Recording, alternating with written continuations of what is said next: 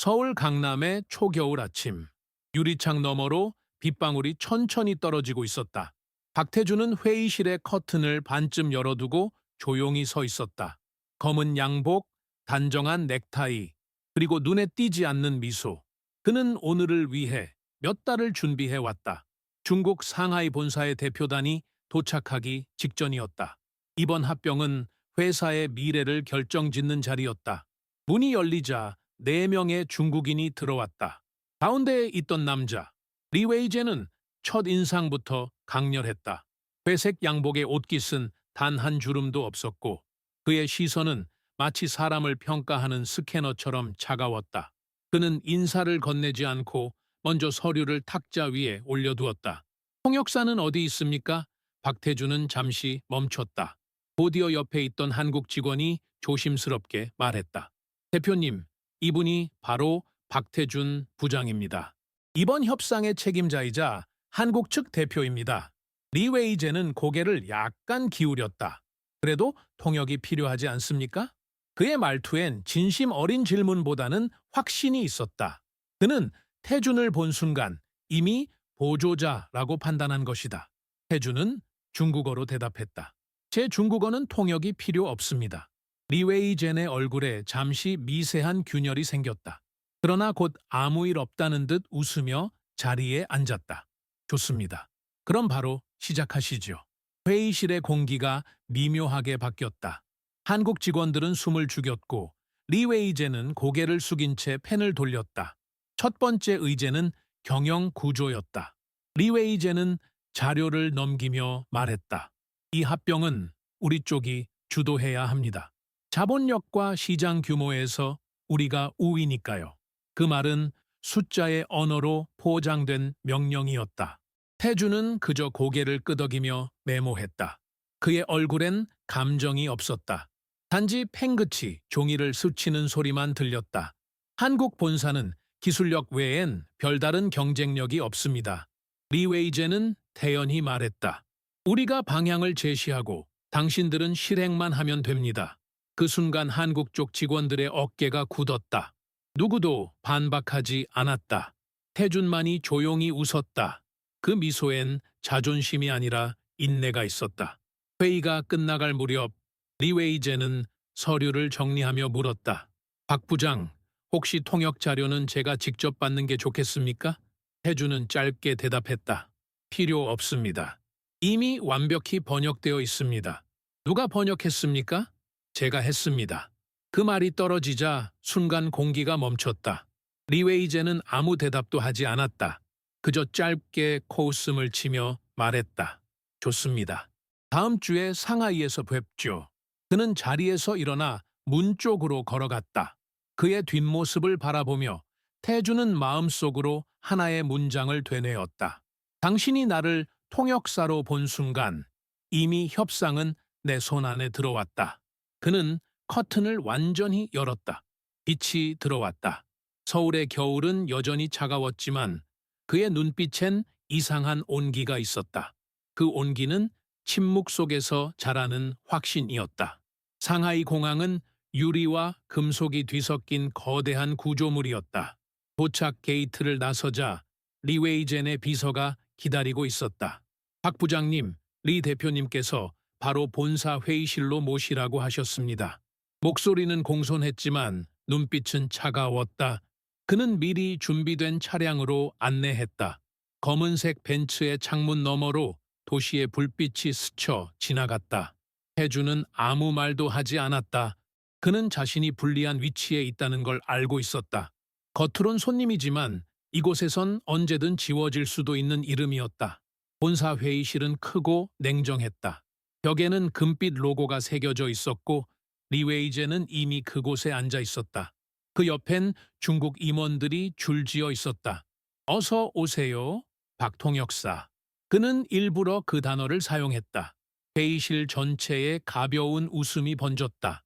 태준은 고개를 숙이며 인사했다. 그의 얼굴엔 흔들림이 없었다. 그는 자신이 보조자로 취급될수록 상대의 본성이 더 명확히 드러난다는 걸 알고 있었다. 회의는 통계와 숫자, 그리고 자존심으로 시작됐다. 리웨이제는 차트를 가리키며 말했다. 우리가 합병을 주도하면 효율이 30% 이상 증가합니다. 당신들은 기술만 관리하세요. 태주는 조용히 자료를 넘기며 대답했다.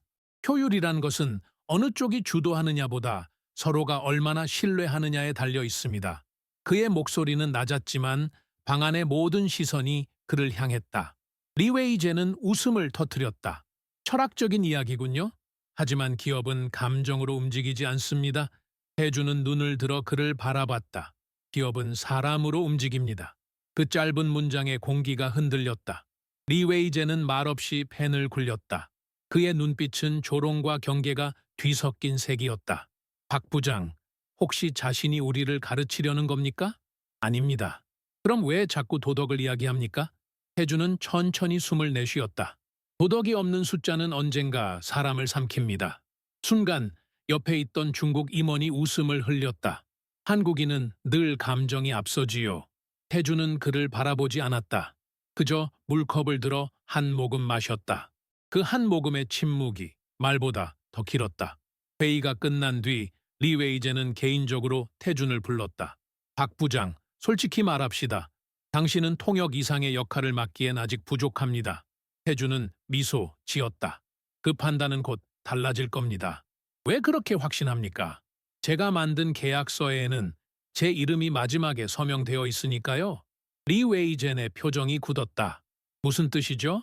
합병의 최종 결재권이 제게 있습니다.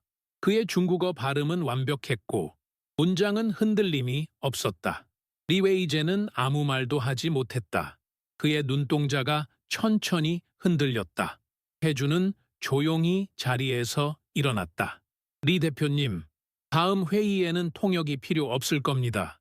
그는 문을 닫고 나왔다. 복도 끝에서 불빛이 희미하게 흔들렸다. 그 빛 속에서 그의 뒷모습은 길고 고요했다. 그 고요함 속에 이미 승부는 끝나 있었다. 상하이의 밤은 언제나 깨어 있었다. 불빛은 사람들의 야망처럼 끝없이 번졌다. 박태주는 호텔 창가에 서서 도시의 빛을 내려다 보았다. 그의 손엔 아직 따뜻한 녹차 한 잔이 들려 있었다. 낯선 냄새, 낯선 언어, 낯선 공기. 그러나 그는 조금도 낯설지 않았다. 그는 이곳의 리듬을 이미 알고 있었다. 사람들이 웃는 척하며 서로를 계산하는 방식, 존경이 아닌 경쟁으로 인사를 대신하는 습관. 그 모든 것이 그에게는 예견된 풍경이었다. 그의 노트북 화면엔 합병 계약서의 마지막 조항이 깜빡이고 있었다. 최종 결정권자 박태준. 단 한 줄이었지만 그 문장은 모든 균형을 뒤집을 힘을 가지고 있었다. 그는 그 문장을 추가할 때 어떤 예감 같은 걸 느꼈다. 리웨이젠이 자신을 통역사로 본 그 순간부터 태준의 계획은 조용히 움직이기 시작했으니까. 문자가 울렸다. 내일 오전 8시 본사 미팅룸 A. 리 대표님께서 수정안을 직접 검토하신답니다. 발신인은 리웨이젠의 비서였다. 짧고 예의 바르며 냉정했다. 그는 노트북을 닫고 천천히 숨을 들이켰다. 내일 모든 것이 드러날 것이다. 하지만 그 드러남은 소리 없는 충돌처럼 누군가의 자존심을 무너뜨릴 것이다. 그는 거울 앞에 섰다. 넥타이를 풀고 셔츠 단추를 하나 풀었다.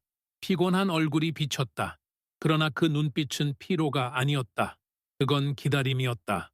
묵묵한 확신, 그리고 침묵 속의 분노. 밖은 여전히 붉고 푸른 불빛이 섞여 있었다. 그 빛들 사이로 택시가 흘러가고 사람들의 발걸음이 얽혀 있었다. 그는 그 도시의 소리를 들으며 생각했다. 이 도시는 말이 많다. 그래서 진짜 목소리는 들리지 않는다. 그가 원하는 건 단 하나였다. 말 대신 결과로 보여주는 것. 그가 아무 말도 하지 않아도 그의 이름이 문서에 적혀 있다는 사실만으로 모든 오만은 부서질 것이다. 침대에 눕기 전 그는 짧게 메모를 남겼다. 침묵은 가장 정교한 복수다. 그 문장은 오래된 그의 철학이었다. 이튿날 아침 창문을 열자 회색 하늘 사이로 새들이 지나갔다. 도시의 소음이 다시 밀려왔다. 그는 검은 정장을 다시 입고 넥타이를 단정히 매며 거울 속 자신에게 고개를 끄덕였다. 그 눈빛은 차분했지만 단단했다. 오늘은 통역이 아니라 심판의 날이었다. 본사 12층 회의실. 거대한 유리문 너머로 중국 임원들이 하나둘 자리를 잡고 있었다. 중앙엔 긴 타원형 테이블이 놓여 있었고 그 위엔 서류와 커피잔이 가지런했다. 리웨이제는 맨 앞자리에 앉아 있었다. 그의 표정은 여전히 여유로웠다. 박 부장, 오늘은 통역사로서가 아니라 파트너로 앉으시죠. 그의 말에는 미묘한 냉소가 섞여 있었다. 태주는 고개를 숙이며 자리에 앉았다. 그렇게 하겠습니다. 단 한 문장이었지만 어딘가 서늘했다. 회의가 시작되었다. 리웨이제는 목소리를 낮게 깔며 말했다. 우리는 한국 측 기술진의 자원을 활용해 시장 점유율을 확실히 확보할 겁니다. 그 대가로 지분은 70대 30으로 조정하죠. 그는 아무렇지 않게 지배를 숫자로 바꿔 말했다. 태주는 손가락으로 서류를 넘기며 물었다. 그 결정은 이미 본사 이사회에서 승인 받으셨습니까? 리웨이제는 잠시 멈췄다. 이사회는 제 의견을 신뢰합니다. 그러시겠죠? 짧은 대답. 그러나 어딘가 묘한 울림이 있었다. 중국 임원 한 명이 끼어들었다. 한국 측이 이 조건에 동의하지 않으면 합병은 무의미합니다. 그 말은 협박처럼 날카로웠다. 하지만 태주는 표정 하나 변하지 않았다. 그렇군요. 하지만 그는 펜을 내려놓았다. 계약서엔 그렇게 되어 있지 않습니다. 순간 안이 조용해졌다. 리웨이젠이 눈썹을 찡그렸다. 무슨 뜻입니까? 태주는 서류 한 장을 앞으로 밀었다. 최종 결재권자는 박태준. 이 조항은 제가 수정했습니다. 그는 평온한 목소리로 말했다. 리 대표님께선 초안만 검토하셨지요. 리웨이젠의 얼굴이 굳었다. 옆에 비서가 당황한 듯 문서를 넘겼다. 이건 언제 추가된 겁니까? 태주는 대답하지 않았다. 대신 미묘한 미소를 지었다. 그 미소는 당신이 나를 보지 못했을 때 나는 이미 당신 위에 있었다라는 의미였다. 박 부장, 이건 규정을 위반한 겁니다. 리웨이젠의 목소리가 높아졌다. 아닙니다. 태준의 목소리는 낮고 단단했다. 한국 본사는 독립적 결재권을 가지고 있습니다. 합병은 양쪽의 승인 없이는 성립되지 않죠. 그의 논리는 완벽했다. 서류의 서명은 모든 걸 증명하고 있었다. 리웨이제는 아무 말도 하지 못했다. 그의 손끝이 미세하게 떨렸다. 회의실 안의 공기가 달라졌다. 한국 직원들이 눈빛을 교환했다. 리웨이제는 결국 펜을 내려놓고 짧게 한숨을 내쉬었다. 그 표정엔 굴욕이 아닌 깨달음이 섞여 있었다. 당신은 조용히 움직이는군요. 그는 낮은 목소리로 말했다. 소리보다 빠른 건 침묵입니다. 태준이 대답했다. 잠시 둘 사이에 길고 깊은 정적이 흘렀다. 그 정적은 패배의 소리가 아닌 존중의 시작이었다. 회의가 끝나고 태준은 자리에서 일어나 리웨이젠에게 조용히 찻잔을 건넸다. 오늘은 제가 따르겠습니다. 리웨이젠은 그 잔을 받아들며 처음으로 고개를 숙였다. 그 한 번의 숙임이 모든 말보다 무거웠다. 그 순간 태준은 자신이 복수한 것이 아니라 인간을 이겼다는 걸 알았다. 합병 회의가 끝난 직후 본사 앞에는 이미 기자들이 몰려 있었다. 누군가 내부 정보를 흘린 듯했다. 카메라 플래시가 번쩍이고 기자들의 목소리가 얽혀 있었다. 리 대표님, 이번 협상은 성공적으로 끝났습니까? 한국 측이 조건을 변경했다는 말이 있는데 사실입니까? 리웨이제는 짧게 미소 지었다. 모든 건 원만히 조정되었습니다. 그는 자신 있게 대답했지만 그의 눈빛은 잠시 흔들렸다. 그 뒤를 따라 박태준이 걸어 나왔다. 플래시가 또다시 터졌다. 박 부장님, 통역사로 함께 오신 건가요? 그 질문에 사람들의 웃음이 섞였다. 태준은 잠시 멈춰섰다. 눈을 들어 카메라 렌즈를 마주했다. 그의 목소리는 낮고 침착했다. 오늘 저는 통역이 아니라 결재를 위해 이 자리에 있었습니다. 순간 웅성거림이 퍼졌다. 기자들이 서로를 바라보았다. 리웨이젠의 얼굴이 굳었다. 태준은 더 이상 말을 덧붙이지 않았다. 그는 고개를 숙여 인사하고 천천히 계단을 내려갔다. 그의 발걸음은 느렸지만 그 속에는 묘한 힘이 있었다. 말보다 무거운 존재감. 그것이 그날의 진짜 뉴스였다. 호텔 로비에 도착하자 회사 동료인 김 대리가 기다리고 있었다. 부장님, 지금 SNS에 난립니다. 기자들이 통역사 발언이라고 써서 괜찮아요.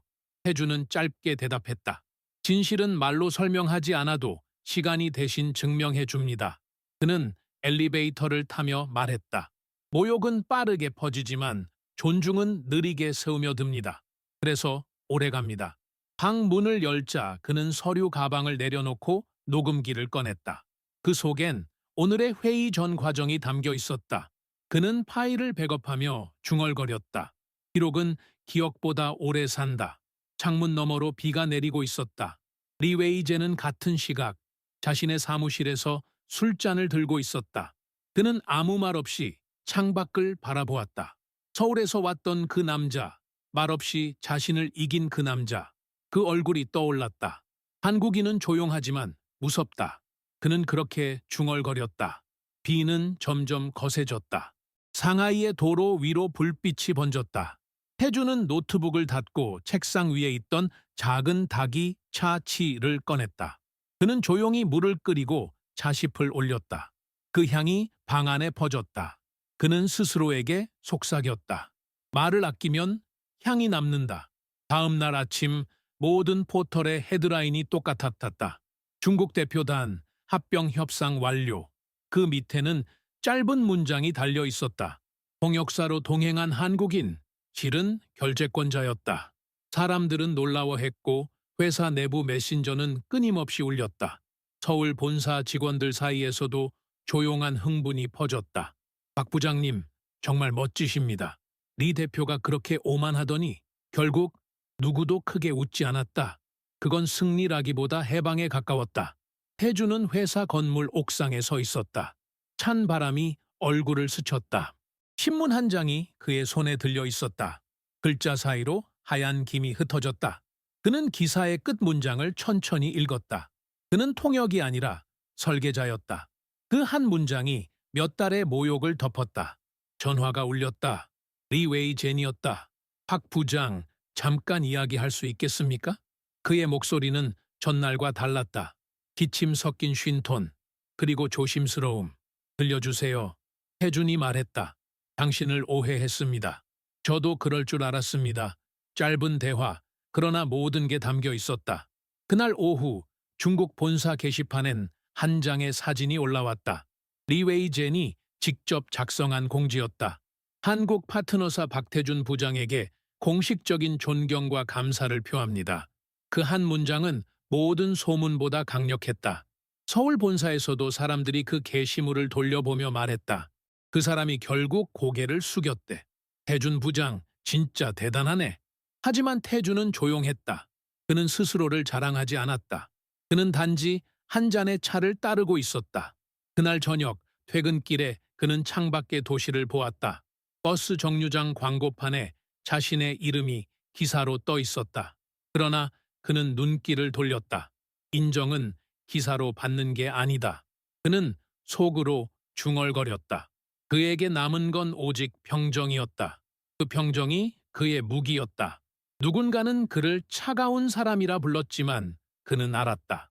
차가움은 분노가 식은 온도일 뿐 그 안엔 여전히 불이 있다는 것을. 집에 돌아오자 어머니가 전화했다. 태준아, 뉴스 봤다. 너 정말 큰일을 해냈구나. 그는 웃으며 대답했다. 그냥 제 일을 했을 뿐이에요. 그래도 네가 자랑스럽다. 그 한마디가 그를 무너뜨렸다. 그는 아무 말도 하지 못하고 한참을 침묵했다. 밤이 깊어갈수록 그의 마음은 점점 차분해졌다. 그는 다시 계약서를 꺼내 마지막 페이지를 바라봤다. 서명 위의 이름, 박태준. 그 글자를 손끝으로 천천히 따라 그렸다. 그건 복수가 아니라 존재의 증명이었다. 며칠이 지났다. 언론의 관심은 조금씩 사라졌지만 사람들의 시선은 여전히 태준을 따라다녔다. 그는 회사로 돌아왔지만 모두의 인사는 달라져 있었다. 예전엔 무심히 지나가던 인사들이 이젠 조심스러워졌다. 그 조심 속엔 존경과 거리감이 함께 있었다. 리웨이제는 이메일을 보냈다. 다음 주 서울에서 다시 뵙고 싶습니다. 이번엔 진심으로 대화하고 싶습니다. 짧은 문장이었지만 그 안엔 인정의 그림자가 있었다. 태주는 답장을 쓰지 않았다. 대신 책상 위 찻잔을 바라봤다. 며칠째 식은 차가 그대로 있었다. 그는 그 찻잔을 들어 향을 맡았다. 그 향은 여전히 남아 있었다. 시간이 지나도 사라지지 않는 것. 그건 말이 아니라 태도였다. 그날 오후 회의실에서 새로운 프로젝트 보고가 있었다. 팀원 중 한 명이 조심스럽게 말했다. 부장님, 중국 쪽 요청이 또 들어왔습니다. 합병 후 데이터 관리 방식을 바꾸고 싶다고 합니다. 태주는 잠시 생각하다가 말했다. 바꾸라고 하세요. 팀원들이 놀란 표정을 지었다. 괜찮으신가요? 네. 그들이 방향을 잡을 수 있게 해야 합니다. 진짜 배운 사람은 상대를 제어하지 않아요. 흐름을 맡기고 중심만 지킵니다. 그는 회의가 끝난 뒤 창밖을 보았다. 가을이 끝나가고 있었다. 노란 잎이 천천히 떨어졌다. 그는 생각했다. 승리는 순간이고 품격은 습관이다. 퇴근길 사무실 복도에서 누군가 그를 불렀다. 박 부장님, 리웨이젠의 비서였다. 그녀는 조심스럽게 봉투를 내밀었다. 대표님께서 전하셨습니다. 해주는 봉투를 열어봤다. 안에는 짧은 손편지가 있었다. 당신의 침묵이 나에게 가르침이 되었습니다. 그 아래엔 작은 글씨로 이렇게 적혀 있었다. 차를 함께 마시고 싶습니다. 그는 답장을 쓰지 않았다. 그저 손편지를 다시 봉투에 넣고 찻잔 옆에 조용히 올려두었다. 그는 알았다. 진심은 말이 아니라 기다림으로 증명된다는 걸. 그날 밤 그는 혼자서 차를 끓였다. 물이 끓는 소리, 차시피 물속에서 피어나는 소리. 그 모든 것이 그에게는 대화였다. 리웨이젠이 오지 않아도 괜찮았다. 그는 이미 대답을 받았으니까. 서울의 겨울은 빠르게 찾아왔다. 바람은 매서웠고 사람들은 목도리를 감고 서둘러 걸었다. 그날도 태주는 일찍 출근했다. 엘리베이터 문이 열리자 낯선 얼굴이 그를 기다리고 있었다. 리웨이젠이었다. 그는 두 손으로 종이 가방을 들고 있었다. 박 부장, 약속도 없이 찾아와 죄송합니다. 그의 목소리는 조용했고 예전의 오만함은 어디에도 없었다. 태주는 잠시 그를 바라보다가 고개를 숙였다. 오셨군요. 그들은 회의실로 들어갔다. 두 사람 사이엔 긴 침묵이 흘렀다. 리웨이젠이 종이 가방을 열었다. 안에는 차 세트가 들어있었다. 제가 직접 고른 중국 차입니다. 지난번에 약속했던 차를 이제야 가져왔습니다. 태주는 잔을 꺼내며 말했다. 이 차는 오래 우릴수록 향이 깊어집니다. 리웨이젠은 고개를 끄덕였다. 당신도 그렇더군요. 그들은 말없이 차를 따랐다. 김이 피어올랐다. 그 향이 회의실을 채웠다. 리웨이젠은 잔을 들고 한참 동안 아무 말도 하지 않았다. 그의 눈엔 미묘한 감정이 섞여 있었다. 후회, 존경, 그리고 평화. 당신을 처음 봤을 때 나는 당신을 작은 사람이라 생각했습니다. 그가 말했다. 하지만 지금은 압니다. 작은 사람은 나였습니다. 태주는 미소를 지었다. 사람은 자신이 보고 싶은 만큼만 봅니다. 그럼 당신은 지금 나를 어떻게 봅니까? 배우는 사람으로요? 리웨이제는 고개를 숙였다. 그 숙임은 거칠애가 아니었다. 그는 천천히 잔을 들어 마셨다. 차의 온기가 입안에 번졌다. 그는 조용히 말했다. 서울의 겨울은 춥지만 당신 덕분에 따뜻해졌습니다. 창밖으로 눈이 내리기 시작했다. 첫눈이었다. 두 사람은 말없이 창을 바라보았다. 그 하얀 눈송이 사이로 모든 오해와 오만이 사라져갔다. 리웨이제는 가방에서 작은 봉투를 꺼냈다. 이건 당신의 이름으로 준비한 새로운 계약서입니다. 이번엔 함께 서명합시다. 태주는 그 봉투를 열어 문서를 천천히 펼쳤다. 그 안에는 두 개의 이름이 나란히 있었다. 리웨이젠, 박태준. 그는 고개를 끄덕이며 말했다. 이제야 진짜 합병이군요. 리웨이젠은 웃었다. 당신은 통역사가 아니었어요. 당신은 달이었습니다. 그 말은 칭찬이 아니라 고백이었다. 그날 회의실 밖을 나설 때 둘은 악수를 하지 않았다. 대신 짧게 고개를 숙였다. 그 숙임 하나면 충분했다. 눈이 더 굵게 내렸다. 태주는 복도를 걸으며 생각했다. 사람의 존경은 사과보다 조용히 온다. 그는 창가에 멈춰 섰다. 눈 사이로 도심의 불빛이 희미하게 번졌다. 그리고 그 안에서 그는 오랜만에 평화를 느꼈다. 며칠 후 서울 본사 구내 식당은 평소보다 조용했다. 점심시간임에도 직원들의 대화는 낮았다. 모두가 한쪽 구석을 눈치 보고 있었다. 그곳에는 박태준과 리웨이젠이 함께 앉아 있었다. 두 사람 앞엔 소박한 한식 정식이 놓여 있었다. 김치찌개, 고등어, 그리고 따뜻한 밥 한 공기. 리웨이젠은 젓가락을 들고 잠시 머뭇거렸다. 한국 음식은 아직 낯섭니다. 그럼 천천히 배우시면 됩니다. 태주는 웃으며 말했다. 처음엔 짜게 느껴지지만 시간이 지나면 그 안의 균형을 알게 됩니다. 리웨이제는 고개를 끄덕이며 한 입 먹었다. 입안에 퍼지는 매운맛에 얼굴이 조금 굳었지만 그는 억지로 미소를 지었다. 균형이라. 이 맛은 마치 사람 같군요. 처음엔 강하지만 끝에는 부드럽습니다. 식탁 위엔 두 나라의 공기가 섞여 있었다. 긴장도, 존중도, 아직 남은 거리감도. 그러나 그 사이엔 더 이상 벽이 없었다. 태준이 물었다. 상하이에선 식사 시간에도 회의를 하신다고 들었습니다. 그렇습니다. 우리는 시간을 낭비하는 걸 두려워합니다. 한국인은 반대로 밥을 통해 사람을 봅니다. 그 말에 리웨이제는 잠시 젓가락을 멈췄다. 밥을 통해 사람을 본다라. 그건 참 흥미롭군요. 밥상은 마음의 크기를 보여줍니다. 자리를 나누는 건 신뢰를 나누는 겁니다. 리웨이제는 천천히 숨을 내쉬었다. 당신의 침묵 속엔 말이 많군요. 그건 제 단점이기도 합니다. 아니요. 리웨이제는 고개를 저었다. 그건 당신의 무기입니다. 식사가 끝나갈 무렵 리웨이젠이 작은 상자를 꺼냈다. 이건 제 아버지께서 늘 가지고 다니시던 물건입니다. 그 안에는 오래된 만년필이 있었다. 제 아버지는 늘 말했습니다. 진짜 지도자는 소리보다 잉크로 남는다. 태주는 그 펜을 바라보다가 조용히 고개를 숙였다. 좋은 말씀입니다. 이제 그 펜은 당신 것이요. 받을 수 없습니다. 받으셔야 합니다. 리웨이제는 미소 지었다. 당신은 이미 나를 가르쳤으니까요. 그 말에 태주는 짧게 웃었다. 그럼 저도 하나 드리죠. 그는 서류 가방에서 낡은 닭이 세트를 꺼냈다. 제 아버지께서 쓰시던 겁니다. 뜨거운 물도 기다림을 배워야 향이 된다. 그분의 말씀이었죠. 리웨이제는 그 잔을 두 손으로 받았다. 우리는 참 닮았습니다.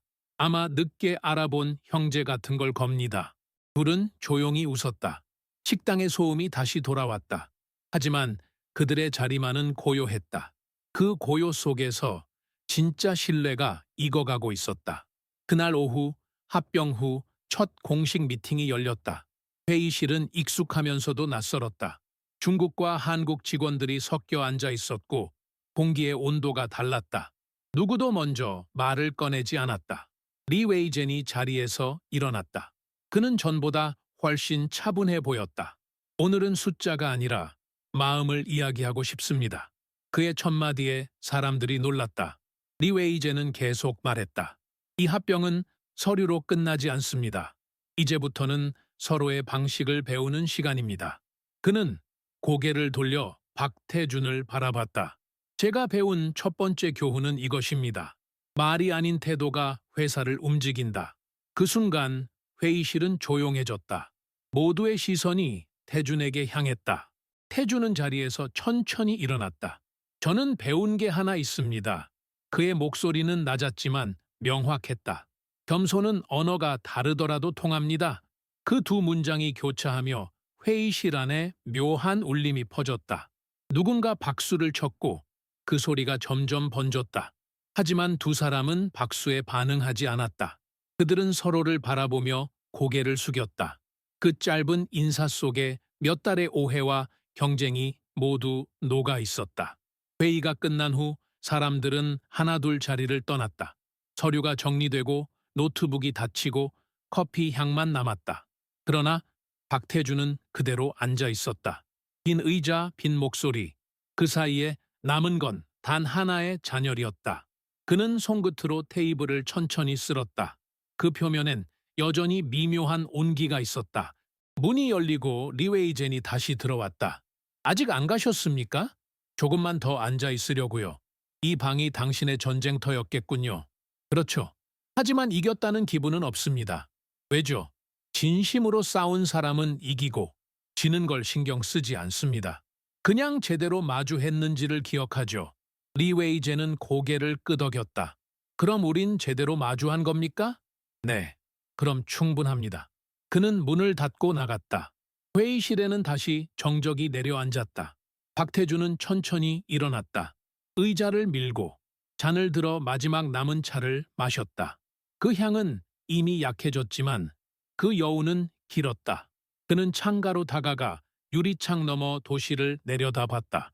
도로 위에 차들이 줄을 지어 움직이고 건물 사이로 노을이 번지고 있었다. 그는 속으로 말했다. 모욕이 나를 자라게 했고 침묵이 나를 지켜줬다. 그는 불을 끄고 문을 닫았다. 회의실은 완전히 어두워졌다. 그러나 그 어둠 속엔 이상한 평화가 있었다. 그 평화가 바로 그가 원하던 결말이었다. 합병이 공식적으로 발표된 지 한 달이 지났다. 회사는 눈에 띄게 달라지고 있었다. 중국 본사의 보고 형식이 한국식으로 조금씩 조정되었고 회의 시간에는 더 이상 큰 소리가 오가지 않았다. 그 대신 길고 깊은 침묵이 자리 잡았다. 그 침묵은 어색함이 아니라 생각의 간격이었다.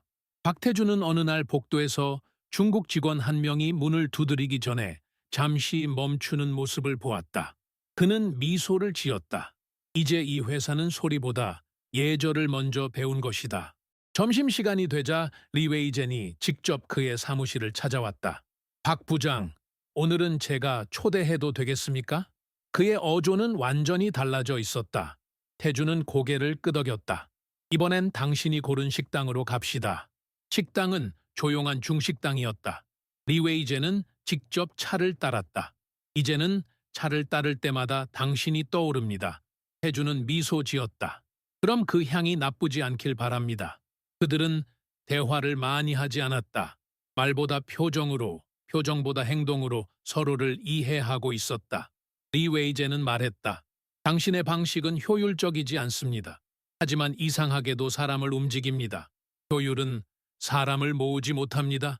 사람은 온기로 움직이니까요. 그날 오후 사내 게시판엔 새로운 지침이 올라왔다. 회의 중 감정적 언행 금지. 모든 발언은 상대의 체면을 지켜야 한다. 작성자는 리 웨이젠이었다. 직원들은 놀랐다. 누가 시킨 것도 아닌데 그의 손끝에서 바뀌고 있었다. 태주는 그 글을 보고 잠시 자리에 앉아 눈을 감았다. 이게 진짜 합병이구나. 두 회사의 문서가 하나로 합쳐지는 게 아니라 두 사람의 마음이 같은 속도로 변해가는 것. 그게 진짜 융합이었다. 그날 저녁 퇴근길 복도에서 리웨이젠이 그를 불렀다. 박 부장, 내일 본사 행사에 함께 서주실 수 있습니까? 물론입니다. 이번엔 제가 당신 옆에 서겠습니다. 그 한마디는 몇 달의 역사를 정리했다. 행사장은 화려했다. 양쪽 국기가 나란히 걸려 있었고 플래시가 쏟아졌다. 이번 행사는 동아시아 혁신 협력 포럼이었다. 합병 회사가 공동 발표를 맡은 자리였다. 리웨이제는 연단에 올랐다. 그는 준비된 원고를 접었다. 오늘 저는 준비된 말을 하지 않겠습니다. 사람들이 웅성거렸다. 그는 마이크를 두 손으로 잡고 말했다. 이 자리에 오기까지 저는 많은 오만을 배웠습니다. 그리고 그 오만을 부드럽게 꺾어준 한 사람을 만났습니다. 카메라 플래시가 터졌다. 리웨이제는 손짓으로 옆을 가리켰다. 그 사람은 바로 제 파트너, 한국의 박태준 부장입니다. 청중들이 고개를 돌렸다. 태준은 자리에서 천천히 일어났다. 그는 박수를 치지 않았다. 그저 고개를 숙였다. 그 숙임 하나로 모든 말이 완성되었다. 리웨이제는 미소 지었다. 그는 제게 침묵이 얼마나 강한 언어인지 가르쳐 주었습니다. 오늘부터 저는 그 언어를 배우려 합니다. 청중은 조용했다. 그 침묵은 감동의 소리였다. 누군가 천천히 박수를 쳤고 그 박수는 점점 커졌다. 그러나 태주는 여전히 고개를 숙인 채였다. 그는 알고 있었다. 이건 승리가 아니라 회복이었다. 행사가 끝나고 백스테이지에서 리 웨이젠이 다가왔다. 이젠 정말 동등해졌습니다. 아닙니다. 태주는 고개를 저었다. 이제야 서로를 이해하기 시작했을 뿐입니다. 그게 동등함 아닙니까? 아마도요. 그들은 짧게 웃었다. 카메라가 없었고 기자도 없었다. 그저 사람 두 명, 서로의 그림자 속에서 인간으로 마주한 순간이었다. 그날 밤 호텔 방에서 태주는 노트를 펼쳤다. 새로운 제목을 적었다. 교류, 저류, 말이 아닌 이해로. 그는 펜을 내려놓고 창문을 열었다. 겨울 바람이 들어왔다. 도시의 불빛이 멀리 반짝였다. 그는 스스로에게 말했다. 언젠가 이 이야기가 책이 되면 제목은 이렇게 해야겠다.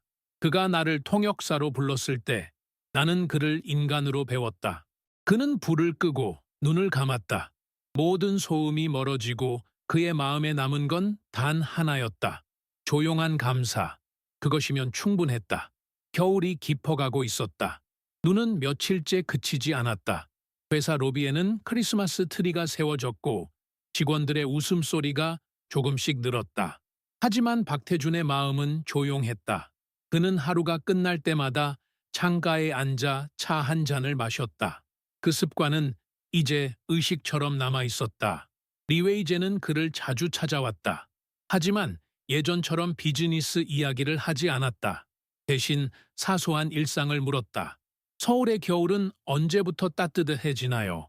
언제나 늦게 따뜻해집니다. 그럼 봄이 오면 함께 남산에 갑시다. 좋죠. 하지만 그때쯤이면 또 바쁘지 않으시겠어요? 이번엔 바쁘더라도 시간을 내겠습니다.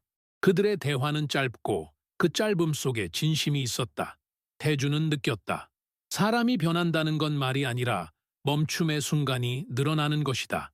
하루는 회의 중 리 웨이젠이 조용히 말했다. 박 부장, 당신은 왜 그렇게 침묵을 잘 지킵니까? 태주는 잠시 생각하다가 대답했다. 소리를 내면 듣는 사람이 생기지만 침묵하면 스스로를 듣게 됩니다. 리 웨이젠은 그 말을 곱씹었다. 그럼 나는 평생 나를 듣지 못한 사람일지도 모르겠군요. 이제 들으시잖아요. 그럴지도요.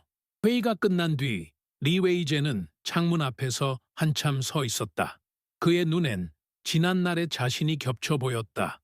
자신의 말로 누군가를 눌렀던 순간들, 그리고 그 침묵 속에서도 무너지지 않았던 박태준의 얼굴.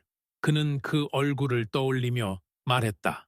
그 사람은 나를 이긴 게 아니라 나를 일깨웠다. 그날 저녁 박태준은 퇴근길에 지하철에서 노인을 도왔다.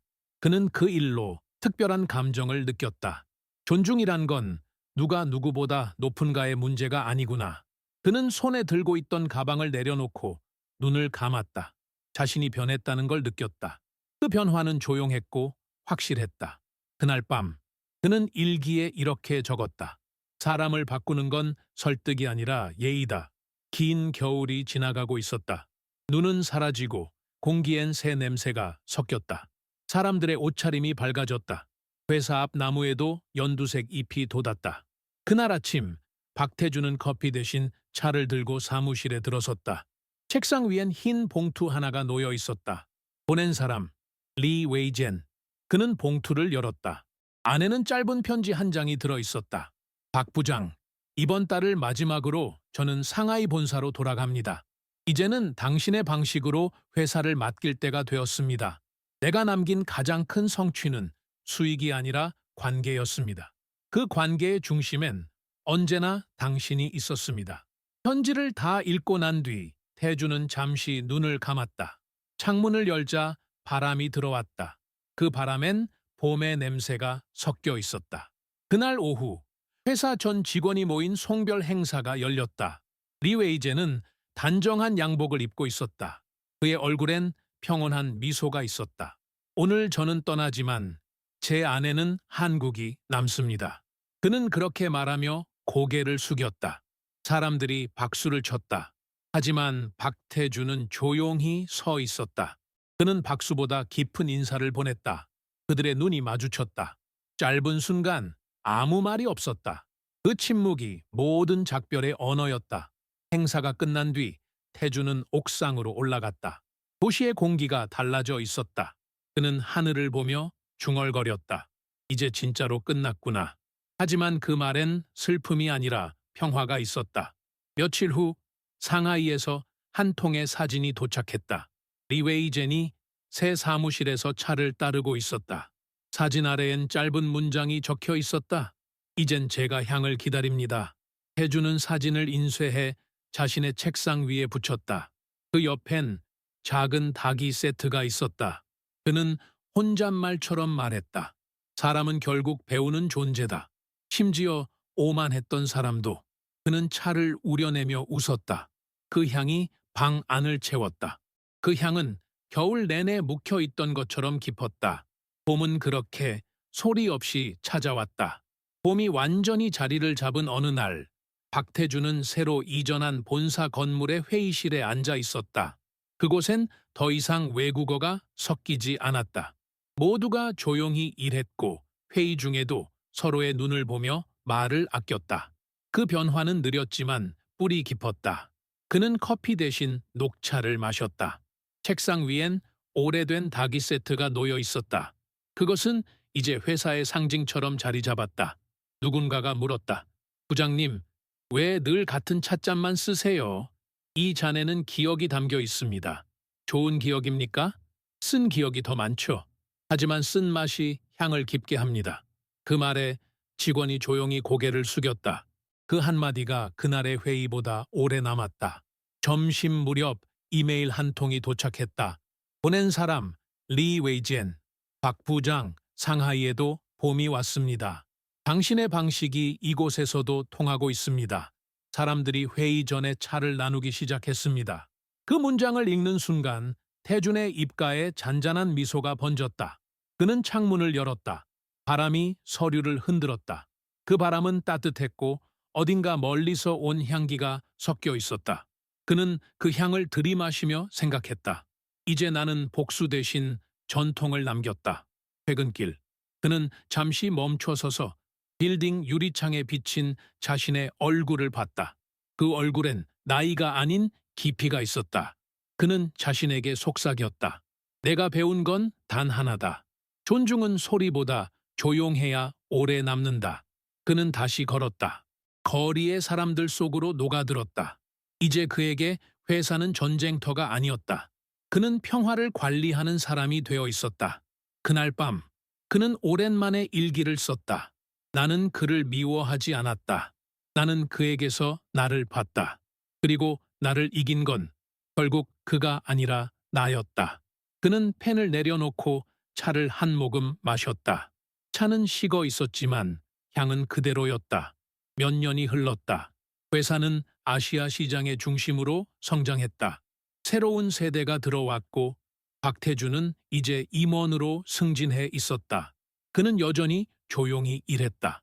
회의에서 가장 적게 말하고 가장 깊이 듣는 사람이었다. 하루는 신입 직원이 다가와 물었다.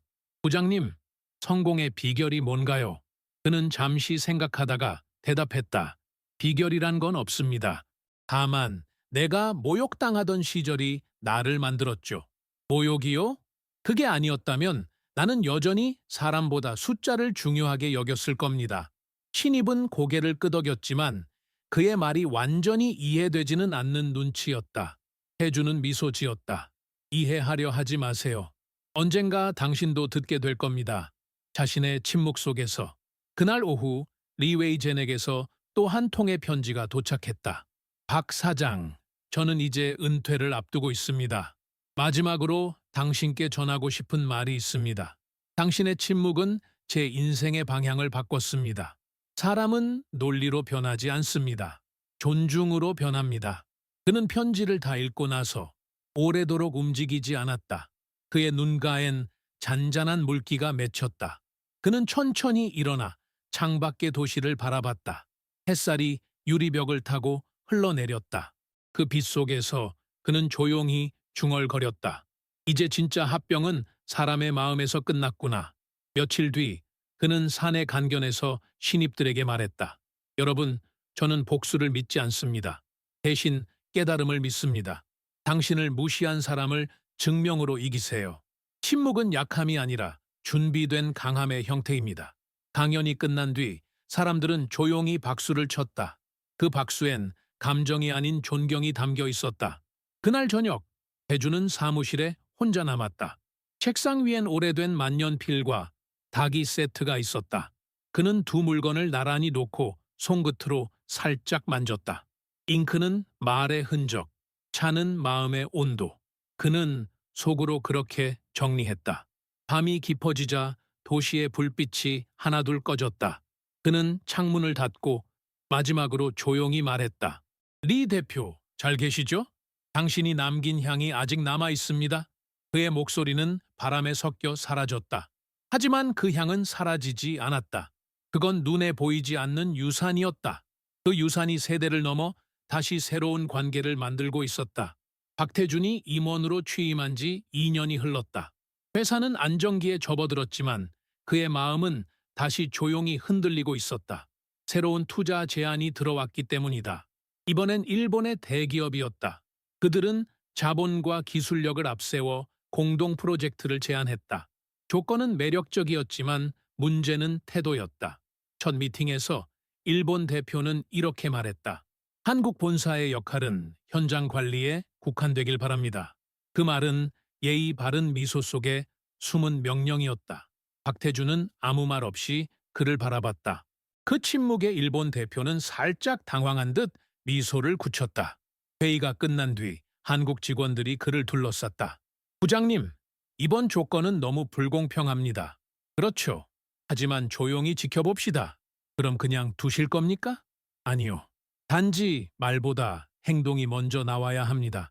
그날 밤 박태준은 회의록을 다시 읽었다. 현장 관리라는 단어가 계속 눈에 밟혔다.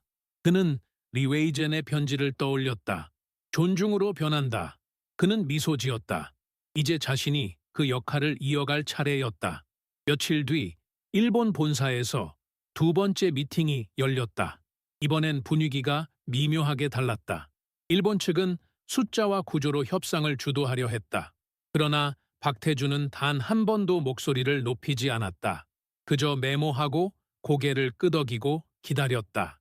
회의가 끝나갈 무렵 그는 조용히 입을 열었다. 저희가 현장을 책임지겠습니다. 하지만 그 현장엔 사람도 포함되어 있습니다. 그의 말은 짧았지만 묵직했다. 일본 대표가 눈썹을 찡그렸다. 사람이라니요? 기계보다 먼저 움직이는 존재들 말입니다. 그 순간 방 안의 공기가 달라졌다. 그는 이어서 말했다. 우리의 강점은 기술이 아니라 신뢰입니다. 그 신뢰를 무시한다면 어떤 구조도 오래가지 않습니다. 그의 목소리는 낮았지만 단단한 확신이 담겨 있었다. 일본 대표는 잠시 침묵하다가 고개를 끄덕였다. 흥미롭군요. 당신의 방식은 느리지만 결과가 남겠네요. 감사합니다.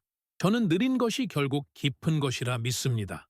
회의가 끝나고 박태준은 혼자 남아 회의실을 정리했다. 테이블 위에는 남은 찻잔 2개가 있었다. 그는 그 잔을 천천히 닦으며 중얼거렸다. 또 하나의 시험이 시작됐군. 그는 창문 너머로 석양을 바라봤다. 그 빛은 붉고 길었다. 그는 알았다. 이번에도 이길 방법은 단 하나, 소리 내지 않는 인내였다. 한 달 후 일본 본사와의 공동 프로젝트가 시작되었다. 하지만 초반부터 갈등이 생겼다. 일본 측 감독관이 한국 직원들을 무시하고 지시를 일방적으로 내리기 시작한 것이다. 현장은 불만으로 가득했다. 부장님, 저 사람들 너무 심합니다. 그냥 통역이라 부릅니다. 또 시작됐네요. 박태준은 잠시 눈을 감았다. 그 말 한마디에 과거가 겹쳐졌다. 리 웨이젠의 첫 회의, 그가 통역사로 불렸던 날, 그는 조용히 자리에서 일어났다. 모두 일단 나가 계세요. 그가 회의실 문을 닫자 공간은 고요해졌다.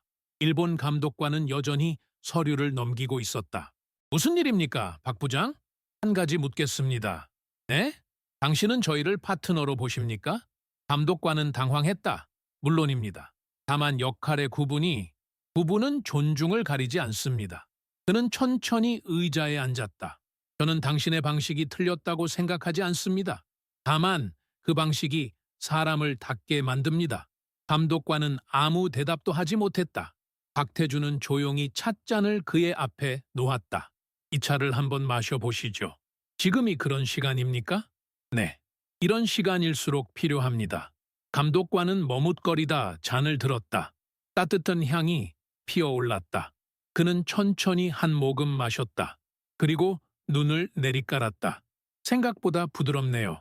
그렇죠. 처음엔 쓰지만 기다리면 달라집니다. 짧은 대화 후 감독관은 잔을 내려놓고 말했다. 제가 너무 서둘렀던 것 같습니다. 누구나 그럴 수 있습니다. 박태주는 미소 지었다. 하지만 중요한 건 그걸 인정하는 순간부터 바뀐다는 겁니다.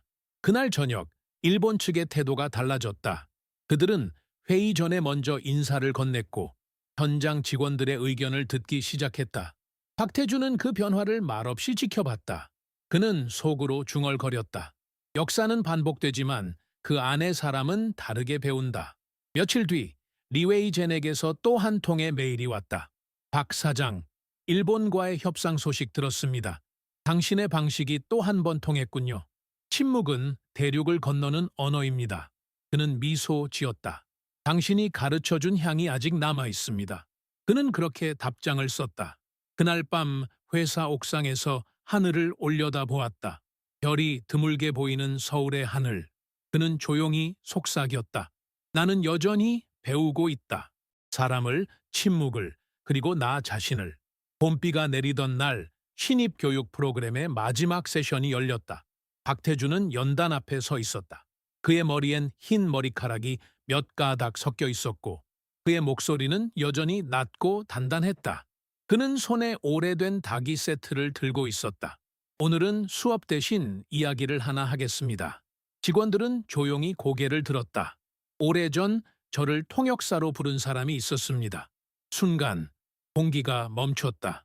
그 사람 덕분에 저는 제 자리를 알게 되었죠. 사람들은 그 말을 듣고 미묘하게 미소 지었다.